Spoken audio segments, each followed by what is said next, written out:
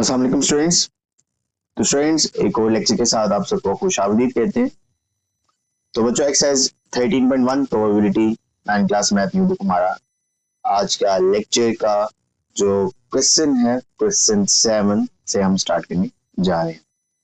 ठीक है, तो क्वेश्चन नंबर 7 की स्टेटमेंट पढ़ लेते हैं। तो क्या कह रहा है तो पहले देख लेते हैं और फिर उसको सोल्यूशन की तरफ चलेंगे। और ऑब्वियसली प्रोबेबिलिटी वाले क्वेश्चंस हैं, आप पहले भी इसको क्वेश्चंस को हमने सॉल्व किया। आज मजीद देखेंगे इसमें क्या हमें मुश्किलात जो आ रही हैं उनको सॉल्व करना सीखेंगे। तो क्वेश्चन नंबर 7 वो क्या कह रहा है, वो कह रहा है कि Tabish tossed a fair coin. तो ताबिश ने एक कॉइन टॉस किया। अब कॉइन पे क्या क्या आ सकता है, हेड या टेल आ सकता है एट अ टाइम, एक बार या हेड आ सकता है या टेल आ सकता है। And rolled a fair dice once. तो उसने क्या कह रहा है, फिर दोनों को इकट्ठे उसने मतलब यहाँ से एक तरफ से कॉइन को टॉस किया और एक तरफ से वो जो डाइस है उसको रोल किया। तो कह रहा है find the probability of the following events. तो जो हमारे पास इवेंट्स उसमें कुछ पार्ट इसके दिए हुए हैं, 5 पार्ट है, तो हमने इनकी प्रोबेबिलिटी फाइंड आउट करनी है। ठीक है, तो क्वेश्चन नंबर 1 देखते हैं, पार्ट नंबर मतलब इसका पार्ट नंबर 1 देखते हैं। और सबसे पहले उससे पहले हमें इसकी सैंपल स्पेस बनाने की जरूरत है। तो सैंपल स्पेस पहले बना लेते हैं और मतलब जो पॉसिबल टोटल पॉसिबल आउटकम्स है वो बना लेते हैं। फिर उसके हिसाब से उसको बार बार सैंपल स्पेस को यूज करके इस क्वेश्चन को सोल्व करेंगे। ठीक है, तो चाहे तो आप अगर आपके पास एक पार्ट आ जाता है या 2 पार्ट आ जाते हैं तो आप एक बार इसकी सैंपल स्पेस बना लो। लेकिन अगर आपके पास एक पार्ट आ जाता है लाइक, तो आप एक सैंपल स्पेस बना के उसको ऑब्वियसली उसको सोल्व करना पड़ेगा आपको।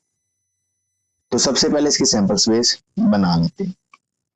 तो यहाँ पे हमारे पास सैंपल स्पेस जो आएगी उसमें क्या कहेगा, मतलब एट वंस है ना, तो जो हमारे पास सैंपल स्पेस आएगी वो कुछ इस तरह से आ जाएगी कि सबसे पहले तो ये कह सकते हैं हम कि हेड के हिसाब से आ जाएगी। लाइक हम ये कह सकते हैं कि शायद पहली बार आए कि हेड के साथ 1 आ जाए, फिर हेड के साथ 2 भी आ सकता है, हेड के साथ 3 भी आ सकता है, इस तरह हेड के साथ 4 भी आ सकता है, हेड के साथ 5 भी आ सकता है और हेड के साथ 6 भी आ सकता है। ठीक है, तो हेड के साथ जो पॉसिबल आउटकम्स है वो ये होगी। ठीक है, कि लाइक एक तरफ से आपने डाइस रोल किया और एक तरफ से आपने कॉइन रोल किया, तो उसमें अगर हेड हेड हर बार कॉइन मारा तो जो हमारे पास डाइस है तो उसमें 1 2 3 4 5 6 मैक्सिमम ये हमारे पास पॉसिबल आउटकम्स बन सकते हैं। ये तो हेड के हिसाब से खेल लिया। अब टेल्स के हिसाब से खेल लेते हैं। तो टेल के साथ 1 आ सकता है, टेल के साथ 2 आ सकता है, इस तरह टेल के साथ 3, टेल के साथ 4, टेल के साथ 5 एंड टेल के साथ 6 तक हमारे पास ये पॉसिबल आउटकम्स आ सकते हैं एक सैंपल स्पेस में। ठीक है, तो टोटल हमारे पास जो एन ऑफ एस आ जाएगा, लाइक एन ऑफ एस अगर आप देखना चाहो तो सिंपल 1 2 3 4 5 6 और 1 2 3 4 5 6 6 और 6 12 टोटल सैंपल स्पेस हमारे पास एन ऑफ एस हमारे पास 12 आ जाएगा। ठीक है, इन जो हमारे पास सैंपल स्पेस की बन जाती है। तो अब पार्ट नंबर 1 की तरफ चलते हैं। और पार्ट नंबर 1 में क्या कह रहे हैं, वो कह रहे हैं tail on the coin and at least 4 on the dice. तो जो हमारे पास कॉइन है उस पे टेल होना चाहिए, तो ऑब्वियसली हेड वाला सारा एलिमिनेट हो गया।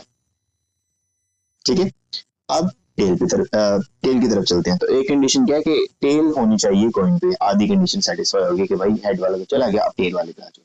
लेकिन अगली कंडीशन क्या है कि कम अज कम एटलीस्ट 4 ऑन द डाइस। तो एटलीस्ट का मतलब है कम अज कम 4 होना चाहिए, 4 से ज्यादा भी हो सकता है। तो कम अज कम 4 टेल के साथ 4 यहाँ पे आ रहे हैं, कम अज कम ये, और इससे ज्यादा भी हो सकता है। तो लाइक ये तीनों इसके जो पॉसिबल हमारे पास इसके आउटकम्स में ये तीनों लाई करेंगे। ठीक है, तो सबसे पहले सोल्यूशन देखते हैं, लिख लेते हैं सोल्यूशन को। तो हमारे पास जो इसका जो हमारे पास इस क्वेश्चन का इस पार्ट का हमारे पास जो बनेगा प्रोबेबिलिटी बनेगी, तो उसमें क्या क्या आ सकता है, T4 आ सकता है। ठीक है, तो T5 आ सकता है और T6 आ सकता है। ठीक है, तो एन ऑफ ए कितना आ जाएगा, 1 2 3, तो पॉसिबल 3 आ सकते हैं। लाइक इस कंडीशन को सेटिस्फाई करने वाले ये सिर्फ 3। ठीक है, अब प्रोबेबिलिटी निकालनी है इनके आने की, तो P ऑफ ए फॉर्मूला याद है, N of A over N of S. N of A कितना है 3 और एन ऑफ एस टोटल कितना है 12, तो 3/12 लाइक 12 में से कम 3 बार ये चीज कंडीशन सेटिस्फाई होगी कि टेल आएगा और टेल के साथ एटलीस्ट 4, यानी एटलीस्ट 4 से क्या मुराद है कि कम 4 और 4 से ज्यादा भी आ सकता है। ठीक है, इसको थोड़ा सिंप्लीफाई कर लो, 3 1 3 और 3 4 12, तो पी ऑफ ए हमारे पास 1/4 सिंपली आ जाएगा। ठीक है, तो सिंपल एज दैट। अब हमारे पास head on the coin and the number 2 और 3 ऑन द डाइस। तो जो हमारे पास कॉइन है उस पे हेड होना चाहिए और जो कॉइन जो हमारे पास डाइस है उस पे 2 और 3 होना चाहिए। तो डाइस पे 2 और 3 ये आ रहा है और हेड के साथ 2 और 3, तो ये दो सिर्फ यूज होंगे क्योंकि उसके साथ जो है कॉइन है उसके ऊपर हेड आना चाहिए और जो डाइस है उस पे 2 और 3 आना चाहिए। ठीक है, तो ये सिर्फ दो पॉसिबल इसके आउटकम्स बन सकते हैं। ठीक है, तो सबसे पहले इसको बना लेते हैं। तो इसमें क्या आ जाएगा सेट में H2 आ जाएगा और H3, यानी हेड 2 के साथ और हेड 3 के साथ आ जाएगा। तो एन ऑफ ए कितना आ जाएगा हमारे पास, एन ऑफ ए 1 और 2 आ जाएगा। ठीक है, अब प्रोबेबिलिटी इनकी निकालनी है इन दोनों के आने की, तो formula n of A over N of S. अब मैंने एक बार सैंपल स्पेस बना दी हुई है, तो यहाँ पे कितनी थी 12 थी सैंपल स्पेस टोटल है इसके नंबर, और जो ए है जो ये वाली कंडीशन को सेटिस्फाई करता है वो कितने हमारे पास सेट में 2 एलिमेंट्स है, 2 1 2 2 6 12, तो P of A is equal to 1/6। तो टोटल सैंपल स्पेस अगर यानी 12 सैंपल स्पेस अगर सिंपल बात की जाए इसके एलिमेंट्स में से, तो 2 एलिमेंट्स ऐसे हैं जो इस कंडीशन को सेटिस्फाई करें, तो उसको सिंप्लीफाई कर लो, तो 1/6 सिंप्लीफाई करके आपका आंसर आ जाएगा। ठीक है, आप पार्ट नंबर 3 4 और 5 देखते हैं और इसी के साथ इस क्वेश्चन 7 को फाइंड आउट करते हैं। तो पार्ट नंबर 3 में वो क्या कह रहे हैं, वो कह रहा है कि head and tail on the coin, यानी कॉइन पे हेड भी आ सकता है और टेल भी आ सकता है, and number 6 on the dice. तो डाइस पे सिर्फ नंबर 6 आना चाहिए और जो कॉइन है उस पे हेड भी आ सकता है और टेल भी आ सकता है। तो अब इसके पिछली सैंपल स्पेस में हम चले जाते हैं। तो देखो सैंपल स्पेस में वो कह रहा है कि हेड और टेल दोनों आ सकते हैं, लेकिन जो हमारे पास कॉइन है उस पर 6 आना चाहिए, तो हेड और टेल। ठीक है, तो सिर्फ ये दो हैं कि जिसमें हेड और टेल भी आ रहा है और जो कॉइन जो हमारे पास डाइस है उस पर 6 आ रहे हैं, तो यानी 2 इसके एलिमेंट्स हैं हमारे पास जो पॉसिबल इसके सुटेबल आउटकम्स बन सकते हैं। जो सुटेबल आउटकम्स इसके बन सकते हैं वो कौन कौन से हैं कि इस सेट में आ जाएगा एक हेड 6 के साथ आ जाएगा और एक टेल आ जाएगा 6 के साथ, ये 2 एलिमेंट इसमें पॉसिबल बन सकते हैं ना। तो एन ऑफ ए कितना आ गया हमारे पास 2 आ गया और टोटल जो सैंपल स्पेस है वो कितने की है 12 की है। तो पॉसिबल आउटकम्स यानी प्रोबेबिलिटी हमें निकालनी है पी ऑफ ए की, इस आउटकम्स आने की इनकी इन दोनों के आने की प्रोबेबिलिटी हमने निकालनी है, तो क्या आ जाएगा N of A over N of simply S आ जाएगा। ठीक है, तो एन ऑफ ए कितना 2 और एन ऑफ एस कितना 12, 2 1 2 and 2 6 12, तो 1/6 सिंपली इनकी प्रोबेबिलिटी हमारे पास आ गई। ठीक है, अब वो कह रहे हैं कि not tail on coin and the number 5 on dice. ठीक है, तो कॉइन पे टेल नहीं आना चाहिए, आधी जो बात होगी एक sorry not tail on the coin, हाँ not tail on the coin यानी कॉइन पे टेल नहीं आना चाहिए एंड जो नंबर 5 ऑन डाइस, तो इसके अलावा सारा कुछ आ सकता है। तो ऑब्वियसली तो ये एक ही है ना कि जिसमें कॉइन पे टेल आ रहा है और डाइस पे 5 आ रहा है। ये देखो कॉइन पे टेल और डाइस पे 5 आ रहा है। ठीक है, लेकिन लेकिन लेकिन हमने इसको ऐसे कहना नहीं सिखा कि एक नहीं आ रहा तो 11 आ रहे, इसको हमने प्रॉपर एक इसका मेथड किया था। पहले हम इसको चेक करेंगे कि कितनी बार ये आ सकता है, फिर उसको नहीं आने की पॉसिबिलिटीज यानी प्रोबेबिलिटी चेक करेंगे। ठीक है, तो पहले हम चेक करने लगे कि कितनी बार ये आ सकता है। तो टेल और 5 इकट्ठे बस एक बार ही आ सकते हैं ना, टी और 5 इकट्ठे वो सिर्फ एक बार ही आ सकते हैं सेट के लिए। तो यानी एन ऑफ ए कितना आ गया हमारे पास 1 आ गया और एन ऑफ जो हमारे पास एस है वो कितना आ गया 12 आ गया। ठीक है, तो पी ऑफ ए हमारे पास कितना आ जाएगा N of A over N of S यानी 1/12, ये उसके आने की प्रोबेबिलिटी है टी और 5 की।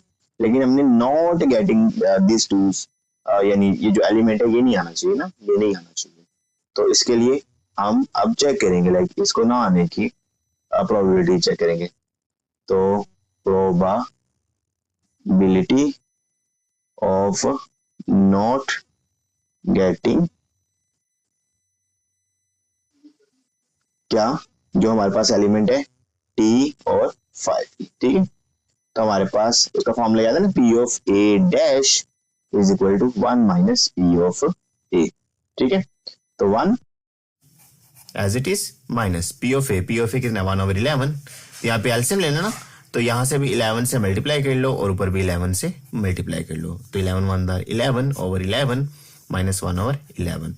तो जब आप इसका अब डिनोमिनेटर सेम कर दिया, 11 नीचे आ गया, 11 में से सॉरी ये 12 है, ये तो 12 है ना, ये 12 है, तो 12 से मल्टीप्लाई, ठीक है।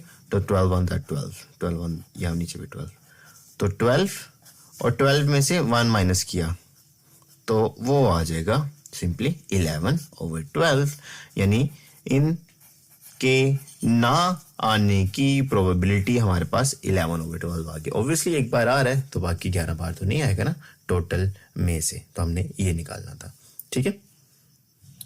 तो लास्ट पार्ट है पार्ट नंबर 5, इसको भी देख लेते हैं।